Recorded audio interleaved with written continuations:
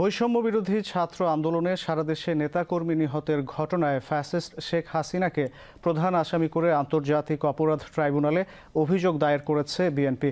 এ সময় তারা July August গণহত্যায় 848 শহীদের তালিকা জমা দেন। সকালে আন্তর্জাতিক অপরাধ ট্রাইব্যুনালে এই অভিযোগ দায়ের করা হয় বলে জানান বিএনপির মামলা বিষয়ক তথ্য সেলের সমন্বয়ক সালাউদ্দিন খান। সাবেক স্বরাষ্ট্রমন্ত্রী আসাদুজ্জামান খান কামাল, আইনমন্ত্রী আনিসুল হক, তথ্য প্রতিমন্ত্রী আরাফাত, পুলিশের ঊর্ধ্বতন কর্মকর্তা সহ 500 জনকে আসামি করা হয়। এ সময় নিহতদের তালিকা সহ অডিও, ভিডিও ও 84টি মামলার এজাহারের কপি আন্তর্জাতিক অপরাধ ট্রাইব্যুনালে দাখিল করেন বিএনপি নেতারা।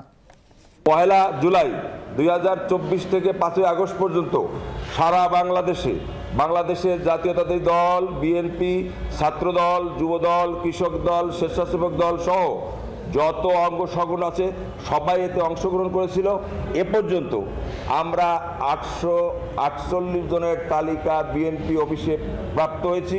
সেই প্রাপ্ত মোতাবেক এ পর্যন্ত আমাদের সারা বাংলাদেশে মামলা চলছে, মামলার কার্যক্রম চলছে। আমরা আজকে সেই মামলার বিষয়গুলো নিয়েই এই আন্তর্জাতিক অপরাধ ট্রাইব্যুনালে আমরা এসেছিলাম।